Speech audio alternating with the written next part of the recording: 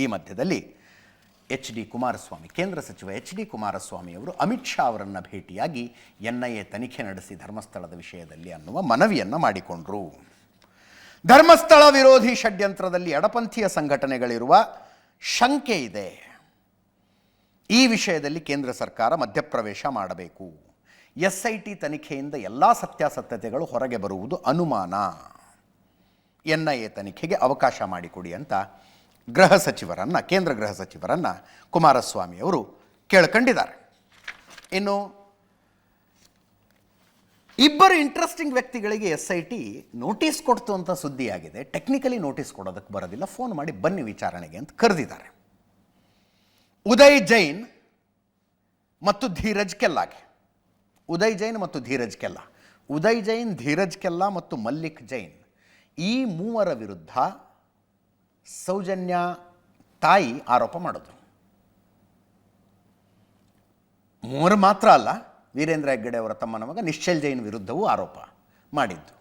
ನಿಶ್ಚಲ್ ಜೈನ್ ಅವಾಗ ಭಾರತದಲ್ಲಿ ಇರಲಿಲ್ಲ ಅನ್ನೋದಕ್ಕೆ ಆರೋಪ ಮಾಡಿದ ಮಾರನೇ ದಿವಸ ಡಾಕ್ಯುಮೆಂಟ್ಗಳನ್ನು ರಿಲೀಸ್ ಮಾಡಿದ್ರು. ಅಮೇರಿಕದಲ್ಲಿದ್ದದ್ದು ನಿಶ್ಚಲ್ ಜೈನ್ ಅಂತ. ಈ 3 ಜನ ಅಲ್ಲೇ ಇದ್ರಲ್ಲ, ಇವರಿಗೆ ತಗಲಾಕೊಂಡಿದೆ. ಈಗ ಇವತ್ತು 5 ಗಂಟೆಗೆ ಉದಯ್ ಜೈನ್ ವಿಚಾರಣೆಗೆ ಹೋದರು. ಧೀರಜ್ ಕೆಲ್ಲಾ ನಾಳೆ ವಿಚಾರಣೆಗೆ ಹೋಗ್ತಾರೆ. ಮಲ್ಲಿಕ್ ಜೈನ್ಗೆ ಇನ್ನೂ ಬರೋದಕ್ಕೆ ಪೊಲೀಸರು ಹೇಳಿಲ್ಲ, SIT ಅವರು ಹೇಳಿಲ್ಲ. ಉದಯ್ ಜೈನ್ ಹೇಳೋದೊಂದೇ, ನಮ್ಮ ಮೇಲೆ ಆರೋಪ ಬಂದಾಗ ನಾವೇ ಖುದ್ದಾಗಿ ಹೋಗಿ ನಮ್ಮದು ಬ್ರೈನ್ ಮ್ಯಾಪಿಂಗ್ ಮಾಡಿರಿ ಅಂತ ಅರ್ಜಿ ಕೊಟ್ವಿ. ನಮ್ಮದು ಬ್ರೈನ್ ಮ್ಯಾಪಿಂಗ್ ಆಗಿದೆ, ಇನ್ನೂ ಒಂದು ಸಲ ಮಾಡಿಸ್ಕೊ ಬ್ರೈನ್ ಮ್ಯಾಪಿಂಗ್ ಅಂದರೆ ನಾವು ಅದಕ್ಕೂ ತಯಾರಾಗಿದ್ದೀವಿ. CBIನವ್ರು ಚೆನ್ನೈಗೆ ಕರೆದ್ರು ವಿಚಾರಣೆಗೆ ಬನ್ನಿ ಅಂತ, ಚೆನ್ನೈ ತನಕ ಹೋಗಿ ಬಂದಿದ್ದೀವಿ. ಈಗ ಮತ್ತೆ ಬರ್ತೀವಿ ವಿಚಾರಣೆಗೆ, ಅದೇನು ಮಾಡ್ಕೊತಿರೋ ಮಾಡ್ಕೊಳ್ಳಿ ಅಂತ ಕೇಳಿಸ್ಕೊಳ್ಳಿ ಅಂತ ಹೇಳೋದು. ನನಗೆ ನಿನ್ನೆ ಫೋನ್ ಮಾಡಿದ್ರು, ರಾತ್ರಿ ಫೋನ್ ಮಾಡಿದ್ರೆ ನಾನು ಬಂದು ಇಲ್ಲಿ ಖುದ್ದು ಮಾತಾಡಿ ಹೋಗಿದ್ದೇನೆ. ಇವತ್ತು ಬರಲಿಕ್ಕೆ ಹೇಳಿದ್ದಾರೆ. ಹಾಗೆ ನಾನು ಈಗ ಬಂದು ಈಗ ಅಲ್ಲಿಗೆ ಹೋಗ್ಲಿಕ್ಕೆ ಉಂಟು. ಇರ್ಬೋದು, ಅದಕ್ಕೂ ಕರಗಿರ್ಬೋದು. ಮತ್ತು ಅವತ್ತು ತಾಯಿ ಕೊಟ್ಟರಲ್ಲ ಕಂಪ್ಲೇಂಟು, ಅದರಲ್ಲಿ ಇರ್ಬೋದು. ನಮ್ಮನ್ನು ಈಗ ಚಿನ್ನಯ್ಯ ನಮ್ಮನ್ನು ಬಿಟ್ಟಿದ್ದಾನೆ. ಅವನು ಚಿನ್ನಯ್ಯನ ತುಂಬ ಅಂದರೆ ಅವನ ಮೇಲೆ ನನಗೆ ನಂಬಿಕೆ ಇತ್ತು. ನಾವು ಹಾಗಾಗಿ ಚಿನ್ನಯ್ಯನ ನಮಗೆ ನಂಬಿಕೆ ದ್ರೋಹ ಮಾಡಿದ್ದಾನೆ. ಆದ್ದರಿಂದ ನಾವು ಅವನನ್ನೇ ಸಿಕ್ಕಿ ಸಾಕುವ, ಚಿನ್ನಯ್ಯನನ್ನೇ. ಹಾಗೆ ಸೌಜನ್ಯ ಕಂಪ್ಲೇಂಟ್ ಕೊಡಿ ಅಂತ ಹೇಳಿರ್ಬೋದು. ನಾವೇ ಖುದ್ದಾಗಿ CID ತನಿಖೆ ಆದ ಮೇಲೆ ಅದು ಮುಗಿದ ಮೇಲೆ CBI ಬಂತು. CBI ತನಿಖೆ ಆಗುವಾಗ ನಾವೇ ಹೇಳಿದ್ದು, ಹೀಗೆ ಕೋರ್ಟಿಗೆ ನಾವೇ ಅರ್ಜಿ ಹಾಕಿದ್ದು, ಹೇಳಿದ್ದು ನಮ್ಮನ್ನೊಂದು ತನಿಖೆ ಮಾಡಿ, ನಮಗೆ ಇಲ್ಲಿ ತುಂಬ ಜನ ನೋಡುವ ದೃಷ್ಟಿ ಬೇರೆ. ನಾನು ಇವತ್ತೇ ಮಾಡಿ ಹೇಳಿದೆ, ಅದಕ್ಕೆ ಇವತ್ತು ಮಾಡಿ ಯಾವುದಿಲ್ಲ, ಅದು ನೀವು ಅದಕ್ಕೆ ಅರ್ಜಿ ಹಾಕಿ ನಾವು ಅದು ಹೇಳಿದ ಮೇಲೆ ನಾವು ಇಲ್ಲಿ ಚೆನ್ನೈಗೆ ಹೋಗಿ ಅವ್ರ ಹತ್ರ ಹೇಳಿ ಚೆನ್ನೈಯಲ್ಲಿ ಹೋಗಿ ಬಂದು ಮತ್ತೆ ಅರ್ಜಿ ಹಾಕಿ ಕೋರ್ಟಲ್ಲಿ ಮತ್ತೆ ನಮ್ಮನ್ನು ಇದು ಮಾಡಿದ್ದಾರೆ. ಅದು ಮಾಡಿದ್ದು ಬೆಂಗಳೂರಲ್ಲಿ ಮಾಡಿದ್ದಾರೆ.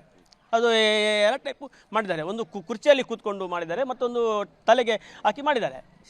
CBI ವಕೀಲರು ಸೇರಿ ಹಾಕಿದ್ದು ನಮ್ಮನ್ನು ಸಾರೋಪಿ ಅಂತ. ನಮ್ಮನ್ನು ಸಾರೋಪಿ ಮಾಡಿದ್ದಕ್ಕೆ ನಾವು ಹೈಕೋರ್ಟಿಂದ ತಂದದ್ದು ಸ್ಟೇ. ಇವರು ಎಂತ ಮಾಡ್ತಾರೆ, ಎಲ್ಲ ಜನರಿಗೆ ಗೊಂದಲ ಮಾಡಿದ್ದಾರೆ. ನಾವು ತನಿಖೆ ಮಾಡಬಾರ್ದಂತ ಸ್ಟೇ ತಂದಂತೆ. ತನಿಖೆ ನಮ್ಮನ್ನು ಯಾವತ್ತೂ ಮಾಡ್ಬೋದು. ಈಗ ಇವರೇ ಬರಲಿಕ್ಕೆ ಹೇಳಿದ್ದಾರೆ, ತನಿಖೆ ಯಾವುದಕ್ಕೆ ಮಾಡ್ಬೋದು. ಅದರಲ್ಲಿ ಇವರಿಗೆ ಸುಳ್ಳಲ್ಲಿ ಜನರಿಗೆ ಗೊಂದಲ ಹುಟ್ಟುತ್ತಾರೆ. ಸಂಪೂರ್ಣ ಸಹಕಾರ ಇದೆ ನಮ್ಮದು ಏನು ನಮ್ಮದು ಅಭ್ಯಂತರ ಇಲ್ಲ. ಈಗ ಇವಳು ಸೌಜನ್ಯನ ತಾಯಿ ಹೇಳ್ತಾ ಇದ್ದಾರೆ, ಇವನನ್ನು ಚಿನ್ನಯ್ಯನನ್ನು ಆಡ್ಬೇಕಂತ ಹೇಳ್ತಿದ್ದಾರೆ ಬೈ ಮ್ಯಾಪಿಂಗ್. ಅದೇ ಸೌಜನ್ಯನ ತಾಯಿ ಈ ಮಾಮೂಲಿ ಲೋಕಲ್ ಪೊಲೀಸು, CID, CBI ಅವರು ಪೊಲೀಸ್ನವರು ಸೌಜನ್ಯನ ಕೊಂದ ಆರೋಪಿ ಅಂತ ಹೇಳಿದವರನ್ನು ಅವರ ಕೈಯಿಂದ ಬರ್ಸಿದ್ದಾರೆ, ಮಾಡೋದಿಲ್ಲ ಅಂತ. ಮೊದಲು ಅದನ್ನು ಸಹ ಮಾಡಿದರೆ. ನಿಮಗೆ ನೆನಪಿದೆಯಾ, ಈ ಒಬ್ಬ ಮಹಿಳೆ ಬಂದಿದ್ದಾರಲ್ಲ 2012ರಲ್ಲಿ ಸೌಜನ್ಯ ಮರ್ಡರ್ ಆದ ದಿವಸ ಆಕೆಯನ್ನು 4 ಜನ 3 ಜನ ಕಾರ್ನಲ್ಲಿ ಕಿಡ್ನ್ಯಾಪ್ ಮಾಡ್ಕೊಂಡು ಹೋಗಿದ್ದು ನಾನು ನೋಡಿದ್ದೀನಿ ಅಂತ ಮಂಡ್ಯ ಜಿಲ್ಲೆಯ ಒಬ್ಬ ಮಹಿಳೆ ಬಂದಿದ್ದಾರಲ್ಲ, ಅವರು ಮುಖ ಮುಚ್ಕೊಂಡಿದ್ದಾರೆ. ಸದ್ಯಕ್ಕೆ ಅವರು ಅನಾಮಿಕ ಮುಸುಕುಧಾರಿ. ಅವರು ಹಾಗೆ ಕಿಡ್ನ್ಯಾಪ್ ಮಾಡಿದ ಒಬ್ಬ ಬಂದು ನಮ್ಮ ಹತ್ರ ಮಾತಾಡ್ದ. ಆತ ಉಗ್ತಾ ಇದ್ದ, ಸ್ಟ್ಯಾಮರ್ ಆಗ್ತಿತ್ತು ಮಾತು.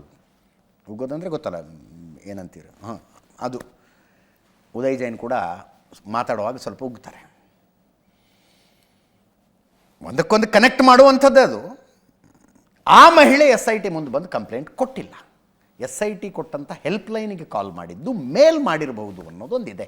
ಇಮೇಲ್ ಮೂಲಕ ಆ ವಿಷಯವನ್ನು ಹೇಳಿರಬಹುದು ಅಂತ. ಅದರ ವಿಚಾರಣೆಗೆ ಇವರನ್ನು ಕರೆಯಲಾಯಿತಾ? Quite possible. ಅದರ ಜೊತೆಗೆ ಚಿನ್ನಯ್ಯ ಕೊಟ್ಟ ಹೇಳಿಕೆಯ ಆಧಾರದ ಮೇಲೆ ನನ್ನ ಮಗಳ ಕೊಲೆ ಪ್ರಕರಣವನ್ನು ಮತ್ತೆ ತನಿಖೆ ಮಾಡಿ ಅಂತ ಸೌಜನ್ಯ ತಾಯಿ ಒಂದು ಕಂಪ್ಲೇಂಟನ್ನು SIT ಮುಂದೆ ಕೊಟ್ಟಿದ್ದಾರೆ. ಒಂದು ತನಿಖಾ ಸಂಸ್ಥೆ, ಅದು ಯಾವುದಾದ್ರು ಆಗಿರಲಿ, ಪೊಲೀಸು, CIDನೋ CBIನೋ, ಒಂದು ತನಿಖಾ ಸಂಸ್ಥೆ ಒಂದು ಪ್ರಕರಣದ ಬಗ್ಗೆ ಒಂದು ರಿಪೋರ್ಟನ್ನು ನ್ಯಾಯಾಲಯಕ್ಕೆ ಸಲ್ಲಿಸ್ತು ಅಂತ ಇಟ್ಕೊಳ್ಳಿ. ಅದು ಚಾರ್ಜ್ ಶೀಟೇ ಆಗಿರ್ಬೋದು, B ರಿಪೋರ್ಟೇ ಆಗಿರ್ಬೋದು, C ರಿಪೋರ್ಟೇ ಆಗಿರ್ಬೋದು. ಸಲ್ಲಿಸಿದ ನಂತರ ಅದೇ ಏಜೆನ್ಸಿ ಅಥವಾ ಇನ್ನೊಂದು ಏಜೆನ್ಸಿ ಅದೇ ಪ್ರಕರಣವನ್ನು ವಿಚಾರಣೆಗೆ ಕೈಗೆತ್ತಿಕೊಳ್ಳೋದಕ್ಕೆ ಬರೋದಿಲ್ಲ, ಅನ್ಲೆಸ್ ಹೈಕೋರ್ಟ್ ಅಥವಾ ಸುಪ್ರೀಂ ಕೋರ್ಟ್ ಸೂಚನೆ ಕೊಡದ ಹೊರತು. ಆದ್ದರಿಂದ ಇವ್ರನ್ನ ಫೋನ್ ಮಾಡಿ ಕರೆದಿದ್ದಾರೆ, ಅಧಿಕೃತವಾಗಿ ನೋಟಿಸ್ ಕೊಡೋದಕ್ಕೆ ಬರೋದಿಲ್ಲ. ನೋಟಿಸ್ ಕೊಡೋದ್ರೆ ಇಂಥ ಪ್ರಕರಣದಲ್ಲಿ ವಿಚಾರಣೆಗೆ ಬನ್ನಿ ಅಂತ ಹೆಂಗೆ ಹೇಳೋದಕ್ಕಾಗತ್ತೆ? ಈಗಾಗಲೇ ಸೌಜನ್ಯಾಳ ರೇಪ್ ಆ್ಯಂಡ್ ಮರ್ಡರ್ ಕೇಸ್ ನ್ಯಾಯಾಲಯದಲ್ಲಿ ಸಲ್ಲಿಕೆಯಾಗಿ ಅದು ಆರೋಪಿ ಅಕ್ವಿಟ್ ಆಗಿ ಎಲ್ಲ ಆಗೋಗಿದೆ.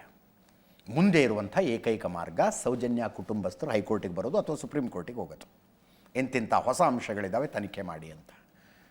ಅದನ್ನೇ ಮೊನ್ನೆ ವಿಜೇಂದ್ರ BJP ರಾಜ್ಯಾಧ್ಯಕ್ಷರು ಸೌಜನ್ಯ ಮನೆಗೆ ಹೋದಾಗ ಹೇಳಿದ್ದು, ಸುಪ್ರೀಂ ಕೋರ್ಟ್ನಲ್ಲಿ ನೀವು ಹೋರಾಟ ಮಾಡುವುದಾದರೆ ನ್ಯಾಯಾಲಯದ ಖರ್ಚನ್ನು ನಾವು ನೋಡ್ಕೊಳ್ತೀವಿ ಅಂತ ಹೇಳಿದ್ದು. ಈಗ ಈ 3 ಜನರ ಮೇಲೆ ಆರೋಪ ಬಂತು. ಸೌಜನ್ಯ ತಾಯಿಯನ್ನು ಆಮೇಲೆ ಕೇಳಲಾಯಿತು, ಈ 3 ಜನರ ಹೆಸರು ಹೆಂಗೆ ಹೇಳಿದ್ರಿ ನೀವು ಅಂತಂದರೆ, ಒಂದು ನ್ಯೂಸ್ ಚಾನಲ್ನ ಸ್ಟುಡಿಯೋದಲ್ಲಿ ಕೂತ್ಕೊಂಡು ಈ 3 ಜನರ ಹೆಸರನ್ನು ಹೇಳಿದ್ದು. ಸೌಜನ್ಯ ತಾಯಿ ಹೇಳ್ತಾರೆ, ಅಣ್ಣಪ್ಪ ನನಗೆ ಈ 3 ಜನರ ಹೆಸರನ್ನು ಹೇಳುವಂತೆ ಪ್ರೇರೇಪಿಸಿದ ಅಂತ. ದೇವರ ಪ್ರೇರೇಪಣೆಯಿಂದ ನಾನು ಈ 3 ಜನರ ಹೆಸರನ್ನು ಹೇಳಿದೆ ಅಂತ. ಅದಾದ ನಂತರ ಎಲ್ಲ ಹೋರಾಟಗಳಲ್ಲಿ ಈ 3 ಜನರ ಹೆಸರು ಪ್ಲಸ್ ನಿಶ್ಚಲ್ ಜೈನ್ ಹೆಸರು ಹೇಳ್ತಾ ಬರ್ತಾರೆ. ಈ 3 ಜನ ಹೋಗಿ ನ್ಯಾಯಾಲಯಕ್ಕೆ ಅಪ್ಲಿಕೇಶನ್ ಹಾಕ್ತಾರೆ, ಎಲ್ಲ ತನಿಖೆಗಳಲ್ಲಿ ಭಾಗವಹಿಸ್ತಾರೆ. ಇನ್ನೊಂದು ಮಾತು ಬರುತ್ತೆ, ದೇವರ ಮುಂದೆ ಪ್ರಮಾಣ ಮಾಡ್ಬೇಕು ನೀವು ಅಂತ. 3 ಜನ ಮತ್ತೆ ಪ್ರಮಾಣ ಮಾಡೋದಕ್ಕೂ ಬಂದರು. ಹಾಗೆ ಪ್ರಮಾಣ ಮಾಡುವಾಗ ಸೌಜನ್ಯ ತಾಯಿ ಕೂಡ ಅಲ್ಲಿದ್ದರು. ಇವರು 3 ಜನ ನಿಂತ್ಕೊಂಡು ದೇವ್ರ ಮುಂದೆ ಕೈ ಮುಗಿದು ಹೇಳ್ತಾರೆ, ಸೌಜನ್ಯಾಳ ಕೊಲೆಯನ್ನು ಯಾರು ಮಾಡಿದಾರೋ ಅವ್ರಿಗೆ ಘೋರ ಶಿಕ್ಷೆ ಆಗಲಿ, ನಮ್ಮ ಹೆಸರನ್ನು ಹೇಳ್ತಾ ಇರುವಂಥವ್ರಿಗೆ ಶಿಕ್ಷೆ ಕೊಡಲಿ ದೇವರು ಅಂತ. ಸೌಜನ್ಯ ತಾಯಿ ಅಲ್ಲಿಂದ ಹೊರಟೋಗ್ಬಿಟ್ರು. ಈಗ ಮತ್ತೆ ವಿಚಾರಣೆ ಇಂಟ್ರೆಸ್ಟಿಂಗ್ ಇದೆ ಡೆವಲಪ್ಮೆಂಟು.